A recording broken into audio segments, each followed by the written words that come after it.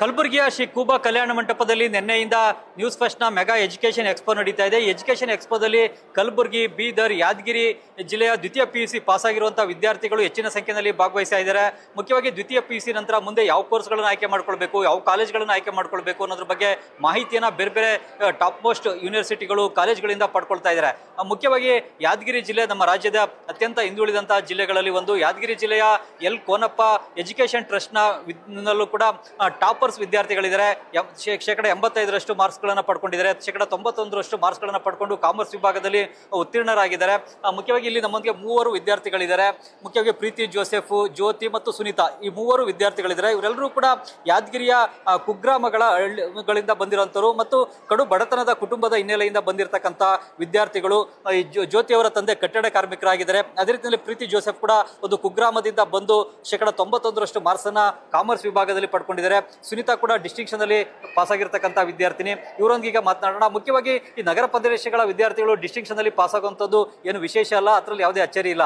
ಆದರೆ ಗ್ರಾಮೀಣ ಪ್ರದೇಶದ ವಿದ್ಯಾರ್ಥಿಗಳು ಕೂಡ ಪರಿಶ್ರಮವನ್ನು ಪಟ್ಟು ಓದಿ ತಮ್ಮ ಪ್ರತಿಭೆ, ಸಾಮರ್ಥ್ಯದಿಂದ ಮತ್ತು ಉಪನ್ಯಾಸಕರುಗಳ ಮಾರ್ಗದರ್ಶನಗಳಿಂದ ಡಿಸ್ಟಿಂಕ್ಷನ್ ಅಲ್ಲಿ ಪಾಸ್ ಆಗ್ತಾ ಇದ್ದಾರೆ. ಶೇಕಡ 91ರಷ್ಟು ಮಾರ್ಕ್ಸ್ಗಳನ್ನು ಪಡೆದು ಉತ್ತೀರ್ಣರಾಗಿದ್ದಾರೆ. ಹೀಗಾಗಿ ಇವರ ಒಂದು ಸಾಧನೆಗೆ ನಿಜಕ್ಕೂ ಕೂಡ ಅಭಿನಂದನಾರ್ಹ. ಈಗ ಪ್ರೀತಿ ಜೋಸೆಫ್ ಅವರೊಂದಿಗೆ ಮಾತಾಡೋಣ. ಪ್ರೀತಿಗ ತಾವು ಕಾಮರ್ಸ್ ನಲ್ಲಿ ಶೇಕಡ 91ರಷ್ಟು ಮಾರ್ಕ್ಸ್ ಅನ್ನು ಪಡ್ಕೊಂಡಿದ್ದೀರಾ. ಈ ಒಂದು ಸಾಧನೆಯನ್ನು ಮಾಡಲಿಕ್ಕೆ ಹೇಗೆ ಸಾಧ್ಯ ಆಯಿತು? ಮತ್ತೆ ದಿನಕ್ಕೆ ಎಷ್ಟು ಅವರ್ ಓದ್ತಾ ಇದ್ರಿ? ಬೇರೆ ವಿದ್ಯಾರ್ಥಿಗಳಿಗೆ ನೀವು ಏನು ಟಿಪ್ಸ್ ಅನ್ನ ಕೊಡ್ತೀರಾ ಹೆಚ್ಚಿನ ಮಾರ್ಕ್ಸ್ಗಳನ್ನು ಪಡೀಲಿಕ್ಕೆ? First of all main understanding ತುಂಬ ಇಂಪಾರ್ಟೆಂಟು. ಒಂದು ಕಾನ್ಸೆಪ್ಟ್ನ ಅಂಡರ್ಸ್ಟ್ಯಾಂಡ್ ಮಾಡ್ಕೊಂಡು ಓದಿದ್ರೆ ಎಲ್ಲನೂ ಈಸಿ ಆಗುತ್ತೆ. ಮತ್ತು ನಾನು ಡೇಯಲ್ಲಿ ಇಷ್ಟೇ ಪರ್ಟಿಕ್ಯುಲರ್ ಅವರ್ ಓದ್ತೀನಿ ಅಂತ ಇಲ್ಲ. ನನಗೆ ಯಾವಾಗ ಇಷ್ಟ ಆಗುತ್ತೆ ಆ ಟಾಪಿಕ್ ಇಂಪಾರ್ಟೆಂಟ್ ಅನಿಸಿದಾಗ ನಾನು ಓದ್ಬಿಟ್ಟು ಮುಗಿಸ್ಬಿಡ್ತಿದ್ದೆ.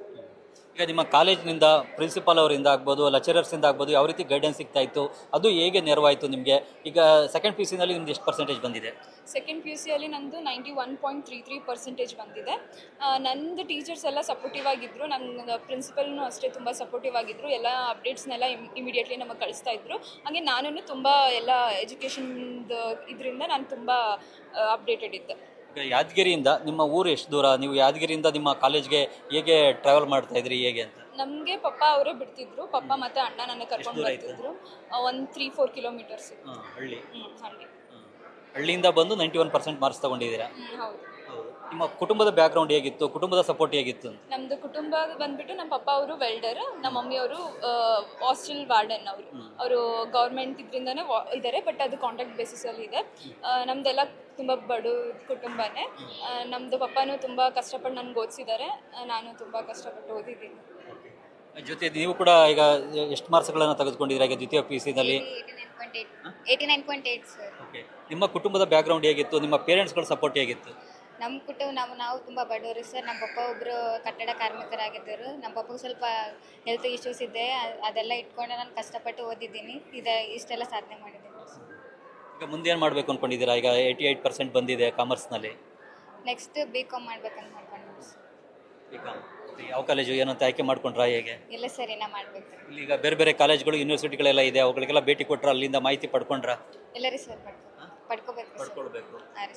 ಈಗ ಹೆಚ್ಚಿನ ಮಾರ್ಕ್ಸನ್ನು ಪಡೀಲಿಕ್ಕೆ, ಡಿಸ್ಟಿಂಕ್ಷನಲ್ಲಿ ಪಾಸ್ ಆಗಲಿಕ್ಕೆ ಈಗ ಸೆಕೆಂಡ್ PUC ಓದ್ತಾ ಇರುವಂಥ ವಿದ್ಯಾರ್ಥಿಗಳಿಗೆ ಏನು ಸಲಹೆಗಳನ್ನು ಕೊಡ್ತೀರಾ, ಏನು ಟಿಪ್ಸ್ಗಳನ್ನು ಕೊಡ್ತೀರಾ? ಸರ್, ಏನು ಕಾನ್ಸೆಪ್ಟ್ ಯಾವುದಾದ್ರೂ ಓದಲಿ ಕರೆಕ್ಟಾಗಿ ಅರ್ಥ ಮಾಡ್ಕೊಂಡು ಓದ್ಬೇಕು. ಸುಮ್ಮನೆ ಓದಿದ್ರೆ ಏನು ಯೂಸ್ ಇಲ್ಲ. ಅದು ಒಂದೇ ಟಾಪಿಕ್ ಓದಲಿ ಕರೆಕ್ಟಾಗಿ ಅರ್ಥ ಮಾಡ್ಕೊಂಡು ಓದಿದ್ರೆ ಒಳ್ಳೇದ್ರಿ ಸರ್. ಈಗ ನೀವು ಹೆಚ್ಚಿನ ಮಾರ್ಕ್ಸನ್ನು ಸ್ಕೋರ್ ಮಾಡಲಿಕ್ಕೆ, ಡಿಸ್ಟಿಂಕ್ಷನಲ್ಲಿ ಪಾಸ್ ಆಗಲಿಕ್ಕೆ ಅಥವಾ ಅಬೌವ್ 90% ತಗೊಳ್ಳಿಕ್ಕೆ ಸ್ಟೂಡೆಂಟ್ಸ್ಗಳಿಗೆ, ಬೇರೆ ಈಗ ಸೆಕೆಂಡ್ PUC ಈ ಬಾರಿ ಓದ್ತಾ ಇರುವಂಥ ವಿದ್ಯಾರ್ಥಿಗಳಿಗೆ ಏನು ಸಜೆಷನ್ಸ್ ಕೊಡ್ತೀರಾ, ಏನು ಟಿಪ್ಸ್ ಕೊಡ್ತೀರಾ? ಸರ್, ಇವಾಗ ಫಸ್ಟ್ ಡೇಯಿಂದ ಸ್ಟಾರ್ಟ್ ಮಾಡಿದ್ದಾರೆ ಕಾಲೇಜ್ ಅಂತಂದರೆ ಆ ಡೇಯಿಂದ ಏನು ಮುಗಿಸಿದ್ದಾರೆ ಅವತ್ತು ಮುಗಿಸ್ಬಿಟ್ರೆ it will be very easy sir. ಇನ್ನೂ ಆರಾಮಾಗಿ ಇನ್ನೂ ತುಂಬ ಸ್ಕೋರ್ ಮಾಡ್ಬೋದು. ನಾವೆಲ್ಲ ಲಾಸ್ಟಿಗೆ ಸ್ಟಾರ್ಟ್ ಮಾಡಿದ್ದು. ಇನ್ನೂ ನಾವು ಫಸ್ಟ್ ಡೇಯಿಂದ ಸ್ಟಾರ್ಟ್ ಮಾಡಿದರೆ ತುಂಬ ಇದಾಗುತ್ತೆ. ಮತ್ತು ಪ್ರೀವಿಯಸ್ ಇಯರ್ ಕ್ವಶನ್ ಪೇಪರ್ ಮಾಡಿದರೆ it will be very easy. ಹಾಂ ಸರ್, ತುಂಬ ಅಂದರೆ ಅದಕ್ಕೆ ಸಾಲ್ವ್ ಮಾಡ್ಕೊಂಡು ಹೋದರೆ ಸ್ಟೂಡೆಂಟ್ಸಿಗೆ ತುಂಬ ತುಂಬ ಈಸಿ ಆಗುತ್ತೆ ಸರ್. ಸುನೀತಾ, ಈಗ ನಿಮ್ಮದು ಸೆಕೆಂಡ್ PUC ನಲ್ಲಿ ಎಷ್ಟು ಪರ್ಸೆಂಟೇಜ್ ಬಂದಿದೆ? 88.66 ಬಂದಿದೆ. ನಿಮ್ಮ ಫ್ಯಾಮಿಲಿ ಬ್ಯಾಕ್ಗ್ರೌಂಡ್ ಹೇಗಿತ್ತು ಮತ್ತು ಅವ್ರ ಸಪೋರ್ಟ್ ಹೇಗಿತ್ತು? ನಮ್ಮದು ಕಡು ಬಡತನದಿಂದ ಬಂದಿದ್ದೀವಿ ರೀ. ನಮ್ಮ ಅಪ್ಪ ಅವರು ಹೋಟೆಲ್ ಕೆಲಸ ಮಾಡ್ತಾರೆ. ನಮ್ಮ ಅಮ್ಮವರು ಇಲ್ಲೇ ಕೂಲಿ ಕೆಲಸ ಅದೆಲ್ಲ ಮಾಡಿ ಓದಿಸಿದ್ದಾರೆ. ಈಗ ಸೆಕೆಂಡ್ PUC ನಲ್ಲಿ ಚೆನ್ನಾಗಿ ಓದಲಿಕ್ಕೆ ಮತ್ತು ಹೆಚ್ಚಿನ ಮಾರ್ಕ್ಸನ್ನು ಸ್ಕೋರ್ ಮಾಡಲಿಕ್ಕೆ ಬೇರೆ ಸ್ಟೂಡೆಂಟ್ಸ್ಗೆ, ಈಗ ಸೆಕೆಂಡ್ ಇಯರ್ ಓದ್ತಾ ಇರೋಂಥವ್ರಿಗೆ ಏನು ಸಜೆಷನ್ಸ್ ಕೊಡ್ತೀರಾ ನೀವು? ಚೆನ್ನಾಗಿ ಓದ್ಬೇಕ್ರಿ. ಪ್ರಿವಿಯಸ್ ಇಯರ್ ಅವೆಲ್ಲ ತೊಗೊಂಡು ಚಂದ. ನೀವು ದಿನಕ್ಕೆ ಎಷ್ಟು ಅವರ್ ಓದ್ತಾ ಇದ್ದೀರಿ, ಹೇಗೆ? ದಿನಕ್ಕೆ ಜಾಸ್ತಿ 2-3 ಅವರ್ಸ್ ಓದ್ತಿದ್ದೀವಿ ರೀ. ಚಂದ ಅರ್ಥ ಮಾಡ್ಕೊಂಡು ಓದಿದ್ರೆ ಅದು ಇದಾಗ್ತದ್ರಿ. ಸುಮ್ಮನೆ ಓದಿದ್ರೆ ಏನೋ ಪ್ರಯೋಜನ ಇಲ್ಲ. ಇರ್ತಿದ್ದಿಲ್ಲ ರೀ. ಕಾನ್ಸಂಟ್ರೇಟ್ ಮಾಡೋದು ಹ್ಞೂ ರೀ, ಅದೇ ರೀ. ದಿನಕ್ಕೆ 2-3 ಅವರ್ ಓದು ಕೂಡ ಹೆಚ್ಚಿನ ಮಾರ್ಕ್ಸನ್ನು ಪಡಿಬೋದು, ಬಟ್ ಕಾನ್ಸಂಟ್ರೇಷನ್ ಮಾಡಬೇಕು, ಅರ್ಥ ಮಾಡ್ಕೊಳ್ಬೇಕು. ನಾವು ನೈಕಲ್ಲಿಂದ ಬರ್ತಿದ್ದೀವಿ ರೀ, 8 ಕಿಲೋಮೀಟರ್ ಆದರೆ ಯಾದಗಿರಿಗೆ ಬರ್ಬೇಕಂತ. ಕಾಲೇಜ್ ಚಂದ ಅದಂತ ಇಲ್ಲಿ ಹಚ್ಚಿದ್ದೀವಿ ರೀ. LKT ಕಾಲೇಜಲ್ಲಿ ಪ್ರಿನ್ಸಿಪಾಲ್ದು ಲೆಕ್ಚರರ್ಸ್ದೆಲ್ಲ ಗೈಡೆನ್ಸ್ ಆಗೈತೆ ಸರ್ ಚಂದ ರೀ, ಅವ್ರಲಿಂದನೇ ಆ ಕಾಲೇಜ್ ಬೆಳ್ಳತ್ತದ್ರಿ, ಅದಂತ ಹೇಳ್ತೀನಿ. ಲೆಕ್ಚರರ್ಸ್ನು ಚಂದ ಆಯ್ಕೆ ಮಾಡ್ಕೊಂಡಾರ್ರಿ, ಅವ್ರನ್ನೂ ಚಂದ ಇದು ಮಾಡ್ತಾರೆ, ಚಲೋ ಹೇಳ್ತಾರೆ. ಈಗ ಮುಂದೆ ನೀವೇನು ಮಾಡಬೇಕು ಅನ್ಕೊಂಡಿದ್ದೀರಾ? ಯಾವ್ದಾರು ಕಾಲೇಜ್ ಆಯ್ಕೆ ಮಾಡ್ಕೊಂಡ್ರ? ಇನ್ನೂ ಮಾಡ್ಕೊಂಡಿಲ್ಲ ರೀ, BCom ಮಾಡ್ಬೇಕಂತ ಮಾಡೀವ್ರಿ. ಡಿಗ್ರಿ ಅದೇ ಎಲ್ಲಿ?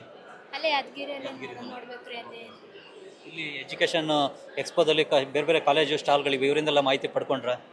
ಈಗ ಪಡ್ಕೊಂತೀವಿ ರೀ, ಈಗ ಹೋಗ್ತೀವಿ. ಇದು ಮುಖ್ಯವಾಗಿ ಪ್ರೀತಿ ಜೋಸೆಫ್, ಜ್ಯೋತಿ, ಸುನೀತಾ ಅವರ ಮಾತುಗಳು. ಇವರೆಲ್ಲರೂ ಕೂಡ ಯಾದಗಿರಿ ಜಿಲ್ಲೆಯ ಕುಗ್ರಾಮಗಳಿಂದ ಬಂದಿರೋಂಥವ್ರು ಮತ್ತು ಇವರ ಕುಟುಂಬದ ಹಿನ್ನೆಲೆ ಕೂಡ ಅತ್ಯಂತ ಕಡು ಬಡತನದ ಕುಟುಂಬದ ಹಿನ್ನೆಲೆ. ಆದರೂ ಕೂಡ ಒಂದು ಆಸಕ್ತಿಯಿಂದ, ಶ್ರದ್ಧೆಯಿಂದ, ಪರಿಶ್ರಮದಿಂದ ಓದಿ 88%, 91% ಮಾರ್ಕ್ಸ್ಗಳನ್ನು ಕಾಮರ್ಸ್ ವಿಭಾಗದಲ್ಲಿ ಪಡ್ಕೊಂಡಿದ್ದಾರೆ. ಈಗ ಮುಂದೆ ಇವರೆಲ್ಲರೂ ಕೂಡ BCom ಸೇರಿದಂತೆ ಬೇರೆ ಬೇರೆ ಕೋರ್ಸ್ಗಳಲ್ಲಿ ವ್ಯಾಸಂಗವನ್ನು ಮಾಡಬೇಕು ಅನ್ನೋ ಒಂದು ಉದ್ದೇಶವನ್ನು ಕೂಡ ಇಟ್ಕೊಂಡಿದ್ದಾರೆ. ಈಗ ನ್ಯೂಸ್ ಫಸ್ಟ್ನ ಎಜುಕೇಷನ್ ಎಕ್ಸ್ಪೋದಲ್ಲಿ ಭಾಗವಹಿಸಿ ಬೇರೆ ಬೇರೆ ಯೂನಿವರ್ಸಿಟಿಗಳು, ಕಾಲೇಜ್ಗಳಿಂದ ಈಗ ಉನ್ನತ ಶಿಕ್ಷಣದ ಕೋರ್ಸ್ಗಳ ಬಗ್ಗೆ ಮಾಹಿತಿಯನ್ನು ಪಡ್ಕೊಳ್ತಾ ಇದ್ದಾರೆ. ಕ್ಯಾಮ್ರಾಮನ್ ಶರಣು ಜೊತೆ ಚಂದ್ರಮೋಹನ್, ನ್ಯೂಸ್ ಫಸ್ಟ್, ಕಲಬುರಗಿ.